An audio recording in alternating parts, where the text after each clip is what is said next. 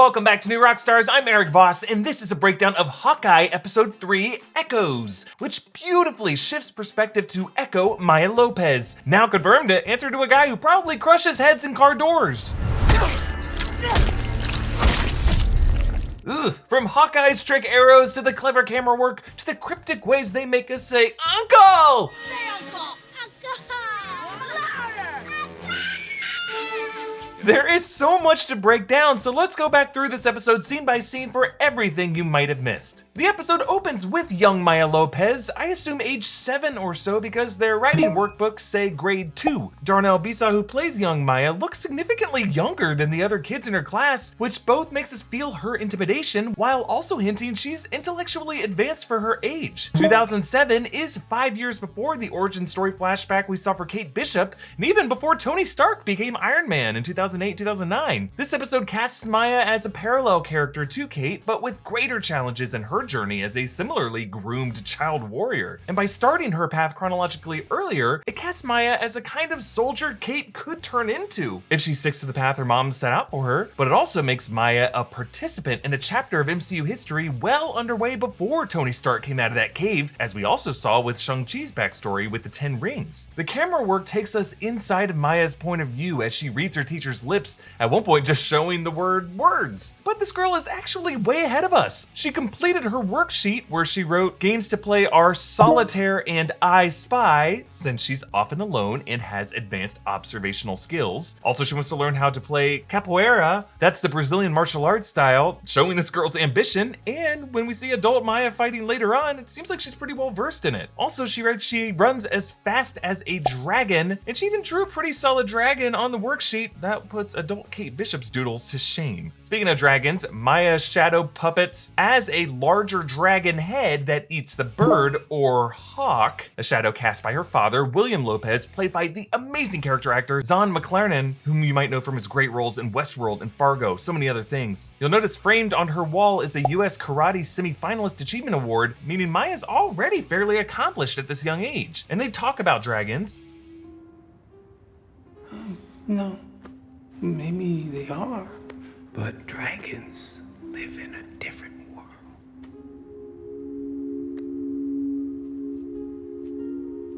That would make them stronger. So this way, Maya ends up seeing herself as a unique being who must toggle between two worlds. You could also draw a connection to the Great Protector and Dweller in Darkness from Shang-Chi, both of which are powerful beings who have to toe the line between worlds. Now, I still think Kingpin is going to be the criminal element this series is leaning toward, but let's also keep our eye on the 10 Rings operation, which again was very active during these pre-Iron Man years. Maya asks her dad,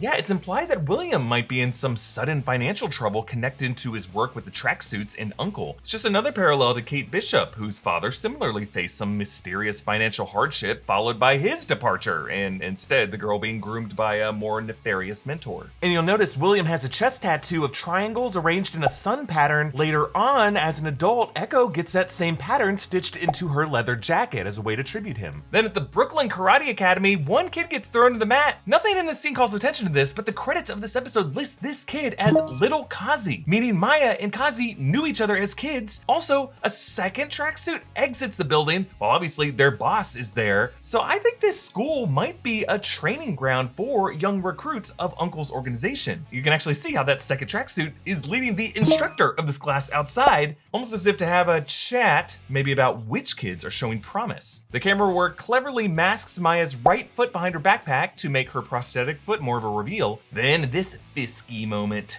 Uncle will take you home after class. I'll see you tonight.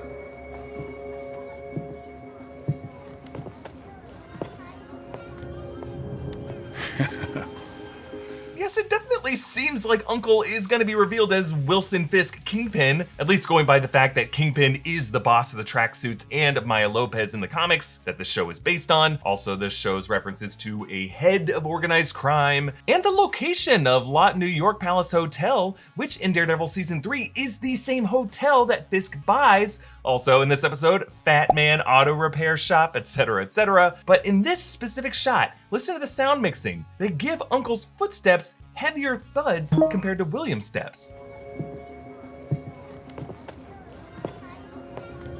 And he's wearing a tailored suit with cufflinks, which Fisk in the Netflix series is famously proud of, but more than anything is his laugh. Yeah, if you watch Law & Order Criminal Intent, you know this is D'Onofrio's laugh. Also something he every once in a while admits in an interview. Did you finally get something to eat? I mean, We wrapped. Okay.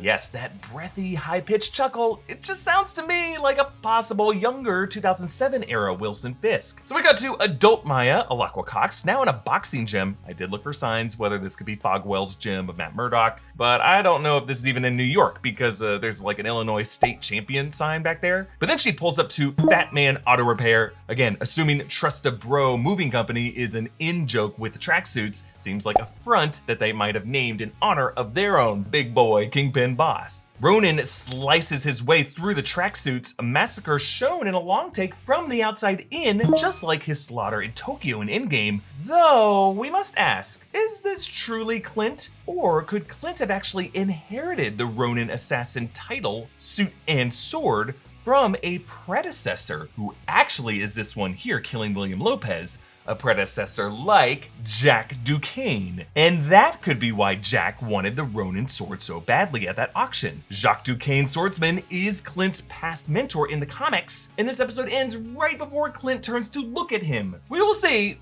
but I could also see the series just keeping Clint as the killer of Maya's father, just to keep that juicy tension between them. You know, whether we're talking about characters like Kingpin or Nick Fury or the Watcher, there's no shame in going bald if like you're on the other side of it and you can own it. But when you're in that process of first losing your hair and you're not ready for that, it can be very stressful for the guys I know who are going through that. Like, it's not fun to lose your keys or your marbles or just to lose anything like your hair. But if you've noticed that has started to begin, there is something you can do to stop it. Because 2 out of 3 guys will experience some form of male pattern baldness by the time they're 35. But with Keeps, it is easier and more affordable to get treatment for your hair loss and keep the hair that you have. Keeps offers generic versions of the only 2 FDA-approved hair loss products out there, but at half the cost of your local pharmacy. Though you never have to go into a doctor's office with Keeps, you get 24/7 access to a doctor who designs the best plan for you. They offer other helpful tools and services, including a tracking tool so that you can monitor your progress. Find out why Keeps has more 5-star reviews than any of its competitors, and nearly 100,000 men trust Keeps for their hair loss prevention medication. So if you're ready to take action and prevent hair loss, go to keeps.com/newrockstars or click the link in the description to receive 50% off your first order. That's keeps.com/newrockstars. But Maya now finds her father mortally wounded.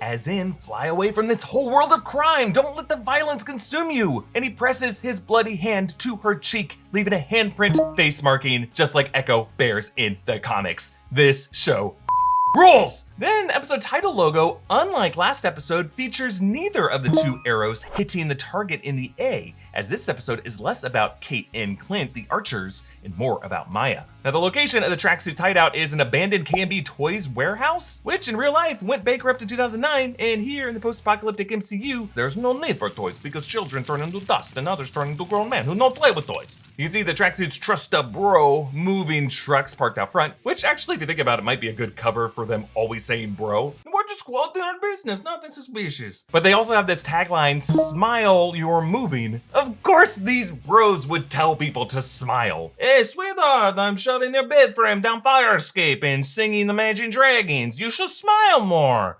You talk too much. Blah, blah, blah, blah.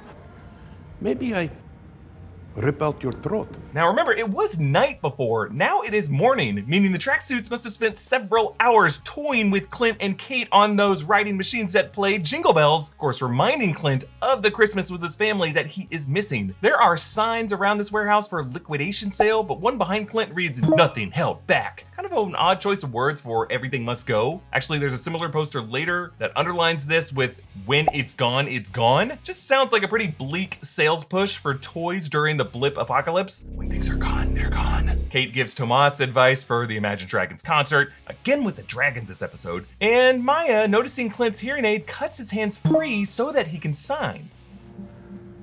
Yeah, sorry. Hard of hearing, not deaf. I love that they don't caption Maya's ASL when showing her from Clint's perspective, similar to how they captioned her teacher with words earlier. Also, Maya cutting his hands free so that he could sign is ultimately what enables Clint to escape, because then Kazi has to rush to rebind his hands behind his back, which is where Clint can use friction to cut himself free without them seeing. Clint claims the Ronin is dead. So who got him then?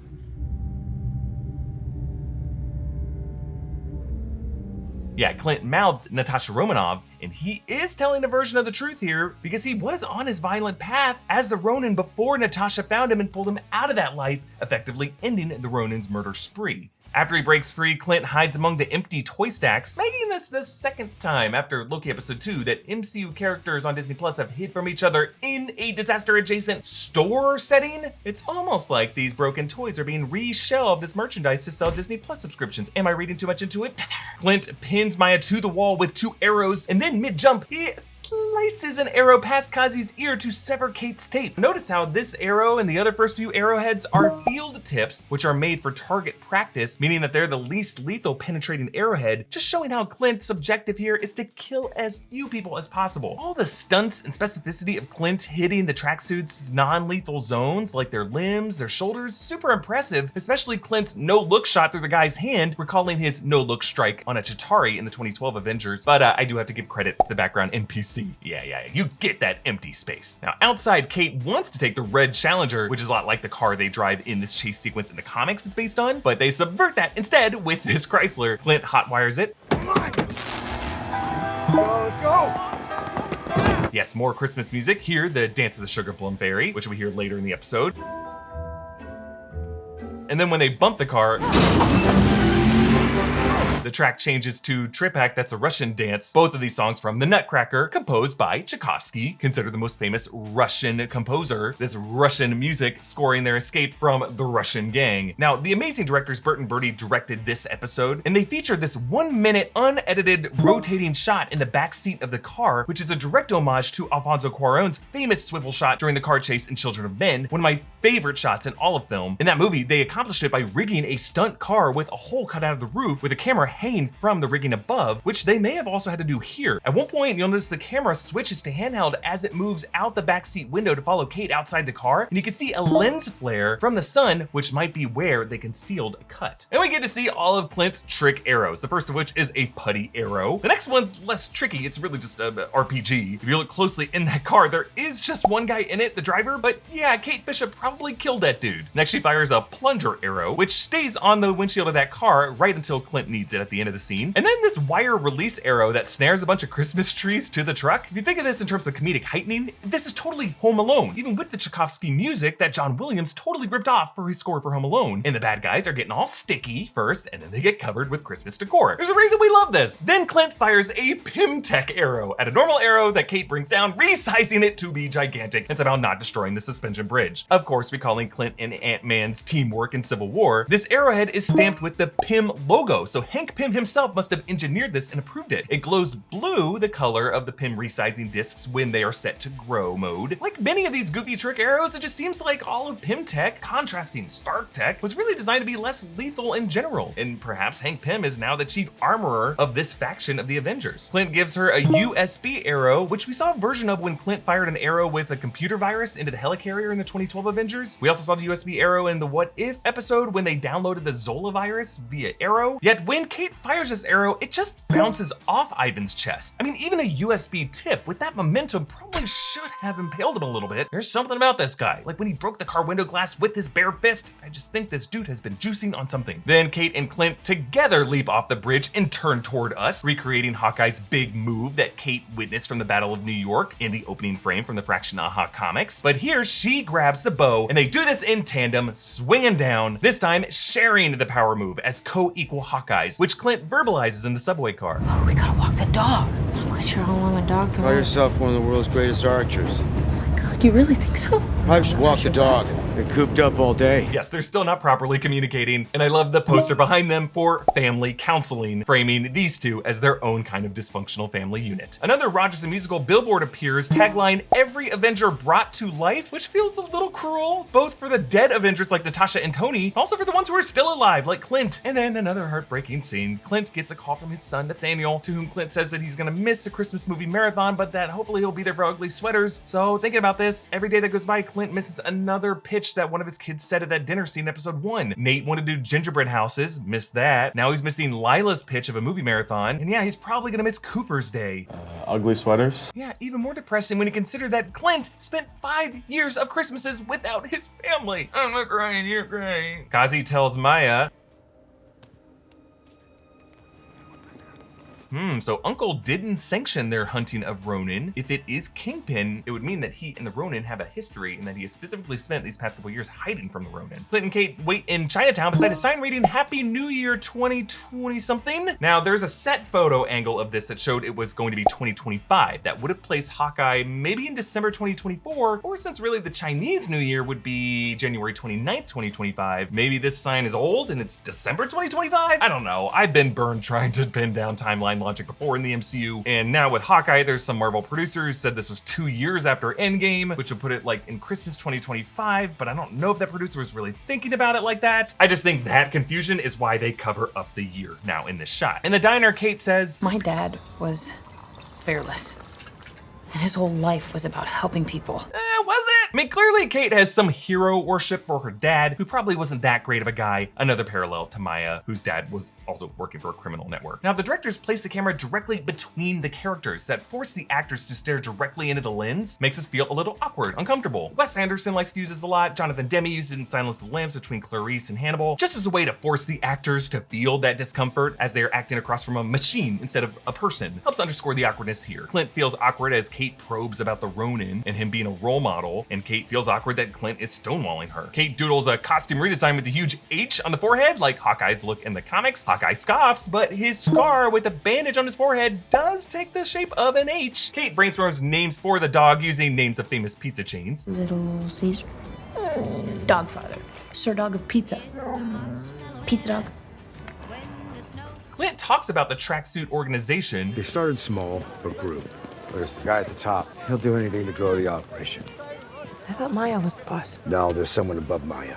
Someone you don't want to mess with. Yes, this confirms that Clint knows Uncle, and he goes on to say, Ronin hit the supplier on the other side, and then hit tracksuit upper management. yeah, Uncle's supplier might have actually been that Mexican cartel that Clint slaughtered that was mentioned by Rhodey in Endgame. Clint also wonders, Do you think that the tracksuits were after anything else at that auction? And it's pretty upsetting to think there might be stuff from the Avengers compound floating around out there. yes, reminding us of that watch that the tracksuits did make it their priority to steal. I did think for a second that Ivan might have been wearing it, because he was wearing a gold watch. It is hard to tell, but obviously whoever really wanted this watch, maybe someone who values fancy finery and cufflinks, is really going to be the key to unlocking this mystery. Eleanor's penthouse, we now see, has actually been reconstructed almost exactly from its previous state before it was all destroyed. Why rebuild it? Why so attached to this property? Well, that might be because My great-great-great-great-grandfather built the building. remember at Derek's funeral, we saw a headstone for Russell Bishop, implying that this series is going to explore the Bishop family history and why they own this property for over a century and why Eleanor seems reluctant to give it up. Kate brings up listings from the Bishop security database on her mom's computer. Kazi works for a company called Sloan Limited. I doubt is associated with any of the random people named Sloan from the Marvel comics. It's likely just a shell company Eleanor put on the books to allow her to fund the tracksuit's operations discreetly. It also says the company was founded in 2011, right before Derek Bishop's death. Just another clue that Eleanor might have had something in the works before Derek mysteriously died off screen. Remember in episode 1, Armand told her,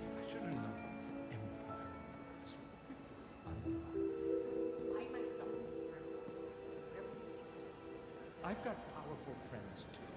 I don't want to mess with them. implying that Armand believed Eleanor's success was actually due to an association with someone, probably Uncle Willie. Also on this list is the name Kemp M, which could refer to Michael Kemp, who in Daredevil Season 3 was a Rikers inmate from whom Matt Murdock tried to get information about Wilson Fisk's Albanian connections. And Jack extends the Ronin sword right in front of Clint's neck. From the right side of the screen to the left across Clint's neck, the same framing used to foreshadow Armand's death, we think, by this sword during the auction in episode 1. And we cut to black before Clint turns returns, making it still up in the air if Clint and Jack might have had a past relationship, and that sword might have indeed previously belonged to Jack before it belonged to Clint. One last detail that might be nothing, but I wanted to point it out anyway. During the closing credits, the cast names are all designed to have extending arrows from the letters. Most actors have both an up and a down arrow in their name, except 4 actors who only have down arrows: Jeremy Renner, Tony Dalton, Fra Fee, and Vera Farmiga. Perhaps a clue pointing to which characters might not make it out of this series alive. Clint, Jack, Kazi, Eleanor? Time will tell. Hey, you can support this channel by checking out our great merch options at newrockstarsmerch.com. Follow me on Instagram and Twitter at EA Voss. Follow New Rockstars. Subscribe to New Rockstars for more analysis and breakdowns of everything you love. Thanks for watching. Bye.